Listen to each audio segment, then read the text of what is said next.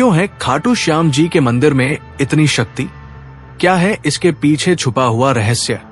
आज मैं आपको एक ऐसी कहानी सुनाने जा रहा हूं जो सिर्फ कहानी नहीं है, ये एक दिव्य सत्य है। ये एक ऐसे भगवान की कहानी है जो कलयुग में हारे हुओं का सहारा बना, जिसका नाम सुनते ही रोंगटे खड़े हो जाते हैं, जिसके दर्शन मात्र से जीवन बदल जाता है।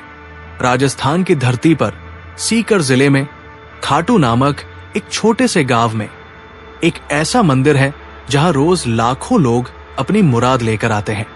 कोई रोता हुआ आता है, कोई हारा हुआ आता है, कोई टूटा हुआ आता है, लेकिन जो भी सच्चे दिल से आता है वो खाली हाथ नहीं जाता।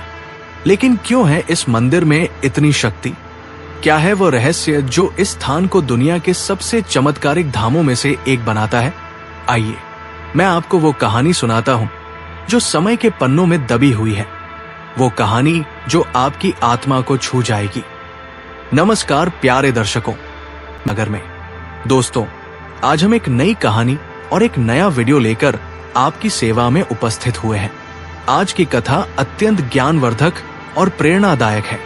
कथा शुरू करने से पहले आपसे एक विनम्र निवेदन है। शास्त्रों में कहा गया है कि अधूरी छोड़ी गई कथा दुख और पाप का कारण बनती है, इसलिए इसे अंत तक अवश्य सुने। और अगर आप अपनी मां से सच्चा प्रेम करते हैं तो इस वीडियो को लाइक करें, हमारे चैनल को सब्सक्राइब करें और कमेंट में मां लिखकर अपना समर्थन दें। तो आइए बिना किसी विलंब के आरंभ करते हैं आज की प्रेरणादायक कथा। युगों पूर्व जब धर्म और अधर्म के बीच युद्ध की तैयारी हो रही थी, उस समय पांडुपुत्र भीम के पुत्र घटोत्कच के घर में एक अद्भुत बालक ने जन्म लिया। उसकी माता का नाम था मोरवी, जो अहिलावती के नाम से भी प्रसिद्ध थी। जन्म के समय ही आकाश में दिव्य प्रकाश फैला था, देवताओं के मृदंग बजे थे। ये बालक था बर्बरीक, एक ऐसा योद्धा जिसकी वीरता और शक्ति की गाथा आज भी कही जाती है। बर्बरीक के जन्म के साथ ही प्रकृति में अनेक चमत्कार हुए थे। वृक्ष फल फूलों से लद गए, नदियां मधुर संगीत बजाने लगी और पशु पक्षी आनंद में नृत्य करने लगे। ये सब इस बात का प्रमाण था कि कोई दिव्य आत्मा धरती पर अवतरित हुई है। बचपन से ही बर्बरीक में अद्भुत शक्तियां थी। जब वो मात्र 5 वर्ष का था, तब उसने एक हाथी को केवल अपनी मुट्ठी के बल पर रोक दिया था। 10 वर्ष की आयु में उसने एक दिन में 100 राक्षसों का वध कर दिया था। मां मोरवी ने अपने पुत्र को सिखाया था, हे पुत्र, जीवन में हमेशा याद रखना कि सबसे बड़ा धर्म है हारे हुए की सहायता करना। जो निर्बल है, जो असहाय है, जो संकट में है, उसके साथ खड़े होना ही सच्चा धर्म है। मां के इन शब्दों को बर्बरीक ने अपने हृदय की गहराई में बसा लिया था। वो जानता था कि उसकी शक्ति का उपयोग कमजोरों की रक्षा के लिए करना है। जब बर्बरीक 16 वर्ष का हुआ, तब उसने घोर तपस्या की। हिमालय की ऊंची चोटियों पर, जहां सिवाय बर्फ के कुछ नहीं था, वहां उसने भगवान शिव की आराधना की। महीनों तक केवल हवा पीकर, बिना भोजन के वो तपस्या में लीन रहा। भगवान शिव प्रसन्न हुए और उन्होंने बर्बरीक को 3 अद्भुत बाण प्रदान किए। ये बाण साधारण नहीं थे, ये दिव्य थे, चमत्कारी थे। पहला बाण ये शत्रु के सभी कमजोर स्थानों को चिह्नित करता था। जहां भी ये निशाना लगाता, वहां लाल रंग का चिन्ह बन जाता था। दूसरा बाण ये मित्रों और रक्षणीय व्यक्तियों को पहचान कर उन्हें चिह्नित करता था, उन पर नीले रंग का निशान बनता था। तीसरा बाण ये सबसे शक्तिशाली था। ये लाल निशान वाले सभी स्थानों को एक साथ भेद कर शत्रुओं का संहार करता था और नीले निशान वाले सभी को सुरक्षित कर देता था। माता मोरवी ने, जो स्वयं एक नागकन्या थी, अपने पुत्र को एक दिव्य धनुष प्रदान किया। ये धनुष इतना शक्तिशाली था कि इसकी टंकार से ही शत्रु भयभीत हो जाते थे। इस धनुष का नाम था महाकाल दंड। इस धनुष की विशेषता ये थी कि ये कभी नहीं चूकता था। जो भी लक्ष्य बर्बरीक मन में सोचता, वो तुरंत उस तक पहुंच जाता था। चाहे शत्रु कहीं भी छुप जाए, चाहे वो किसी भी माया का सहारा ले, ये बाण उसे ढूंढकर मार गिराता था। जब महाभारत के युद्ध की घोषणा हुई, तब बर्बरी के हृदय में भी युद्ध में भाग लेने की इच्छा जगी। उसने सोचा, ये तो धर्म और अधर्म का युद्ध है, मुझे इसमें अवश्य भाग लेना चाहिए। लेकिन प्रश्न था, किस पक्ष में? बर्बरी के मन में कोई शंका नहीं थी। उसकी मां ने जो संस्कार दिए थे, उसके अनुसार उसे हमेशा हारने वाले का साथ देना था। वो अपने नीले घोड़े पर सवार होकर कुरुक्षेत्र की ओर चल पड़ा। रास्ते में जो भी उसे मिलता, वो पूछता, कुरुक्षेत्र में कौन जीत रहा है? सभी का एक ही उत्तर था, पांडव निर्बल है, कौरव शक्तिशाली है। ये सुनकर बर्बरी का निर्णय और भी पक्का हो गया। वो पांडवों का साथ देगा। कुरुक्षेत्र के पास पहुंचकर बर्बरीक ने एक वट वृक्ष के नीचे विश्राम किया। वहां उसे एक युवा ब्राह्मण मिला, जो अत्यंत सुंदर और तेजस्वी था। उसकी आंखों में अद्भुत गहराई थी, मुस्कान में दिव्य चमक थी। ये ब्राह्मण कोई और नहीं, स्वयं भगवान कृष्ण थे, जो बर्बरी की परीक्षा लेने आए थे। वत्स, ब्राह्मण ने मधुर स्वर में कहा, तुम कहां जा रहे हो और ये 3 बाण लेकर क्या करोगे? क्या तुम्हें लगता है कि मात्र 3 बाणों से तुम युद्ध जीत सकते हो? बर्बरीक ने विनम्रता से उत्तर दिया, हे ब्राह्मण देव, ये कोई साधारण बाण नहीं है। एक बाण से मैं अपने शत्रुओं को चिह्नित कर सकता हूं, दूसरे से मित्रों को, और तीसरे से सभी शत्रुओं का सहार।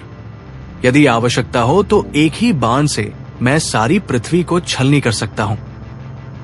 ब्राह्मण ने मुस्कुराते हुए कहा, यह कैसे संभव है? वत्स, दिखाओ तो मुझे अपनी शक्ति।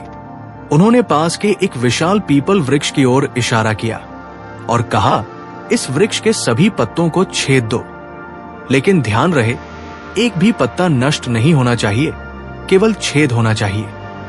बर्बरीक ने अपने पहले बाण को धनुष पर चढ़ाया। मन ही मन उसने संकल्प किया था, महादेव, इस वृक्ष के हर पत्ते के मध्य में छेद हो जाए।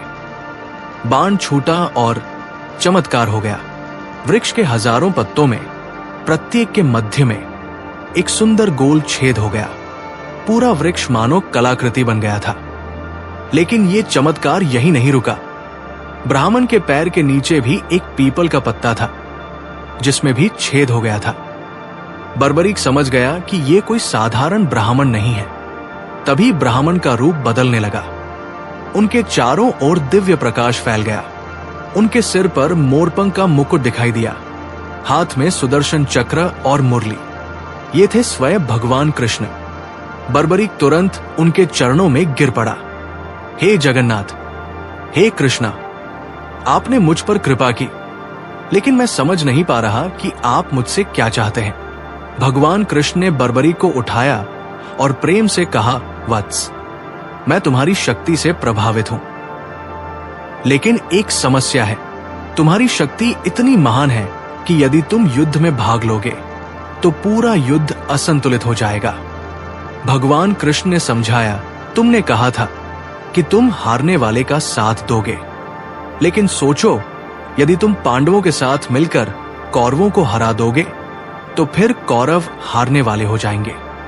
तब तुम्हारा धर्म होगा कौरवों का साथ देना, और यदि तुम कौरवों का साथ दोगे तो पांडव हार जाएंगे। तब तुम्हें पांडवों का साथ देना होगा। इस तरह तुम अकेले ही पूरा युद्ध लड़ोगे और सभी महारथी केवल तमाशबीन बनकर रह जाएंगे। बर्बरीक के मन में तूफान मच गया। उसने समझा कि भगवान सत्य कह रहे हैं। उसकी शक्ति वास्तव में इतनी प्रबल थी कि वो अकेले ही युद्ध का परिणाम बदल सकती थी। भगवान कृष्ण ने धीरे से कहा, वत्स, मैं तुमसे गुरुदक्षिणा मांगता हूं। अवश्य प्रभु, आपकी आज्ञा मेरे लिए सर्वोपरि है। मांगिए, क्या चाहिए आपको? मुझे तुम्हारा शीश चाहिए। यह सुनकर बर्बरीक के चेहरे पर एक पल के लिए उदासी छा गई। उसके मन में हजारों विचार आए। युद्ध देखने की इच्छा, वीरगति पाने की चाह, यश कमाने की लालसा, सब कुछ एक पल में बिखर गया। लेकिन अगले ही क्षण उसके चेहरे पर शांति आ गई। गुरु का आदेश उसके लिए सब कुछ था।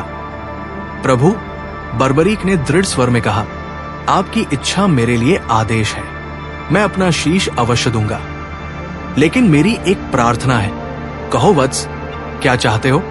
मैं युद्ध देखना चाहता हूं। मेरा शीश काटने के बाद भी यदि वो युद्ध देख सके तो मैं अपने जीवन को सार्थक समझूंगा। भगवान कृष्ण ने प्रसन्नता से कहा, तथास्तु। तुम्हारा शीश न केवल युद्ध देखेगा बल्कि युद्ध की संपूर्ण गाथा को समझेगा भी। और सुनो, एक और वरदान देता हूं, कलयुग में तुम मेरे नाम से पूजे जाओगे, लोग तुम्हें श्याम कहकर पुकारेंगे। बर्बरीक ने अपनी तलवार निकाली। भगवान कृष्ण के सामने झुकते हुए उसने कहा, हे कृष्णा, ये शीश आपको समर्पित है, इसे स्वीकार कीजिए। एक ही वार में बर्बरीक ने अपना शीश काट दिया। आकाश से पुष्प बरसने लगे, देवताओं के मृदंग बजे और एक दिव्य प्रकाश चारों ओर फैल गया। कटा हुआ शीश भूमि पर गिरा, लेकिन उसकी आंखें खुली रहीं, चेहरे पर तेज बना रहा। भगवान कृष्ण ने उस शीश को उठाकर कुरुक्षेत्र के युद्ध क्षेत्र के पास एक ऊंचे स्थान पर रखा, जहां से संपूर्ण युद्ध दिखाई देता था। 18 दिन तक चले महाभारत के युद्ध में बर्बरीक का शीश सब कुछ देखता रहा।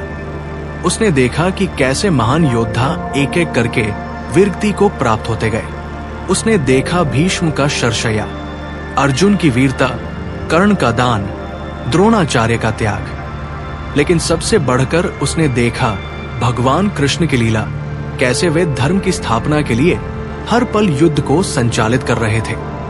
युद्ध समाप्त होने पर जब पांडवों में विवाद हुआ कि सबसे बड़ा योद्धा कौन था, तब भगवान कृष्ण ने बर्बरीक के शीश से पूछा, तुमने पूरा युद्ध देखा है, बताओ सबसे महान योद्धा कौन था? बर्बरीक के शीश ने उत्तर दिया, प्रभु, मैंने देखा कि युद्ध में केवल आपका सुदर्शन चक्र और द्रौपदी के बाल दिखाई दे रहे थे। चक्र शत्रुओं का संहार कर रहा था और द्रौपदी के बाल धर्म की रक्षा कर रहे थे। बाकी सभी योद्धा तो केवल निमित्त मात्र थे। ये सुनकर सबको समझ आया कि युद्ध का वास्तविक संचालक भगवान कृष्ण थे। युद्ध समाप्त होने के बाद बर्बरीक का शीश रहस्यमय रूप से गायब हो गया। कहा जाता है कि वो आकाश मार्ग से उड़ता हुआ राजस्थान की दिशा में चला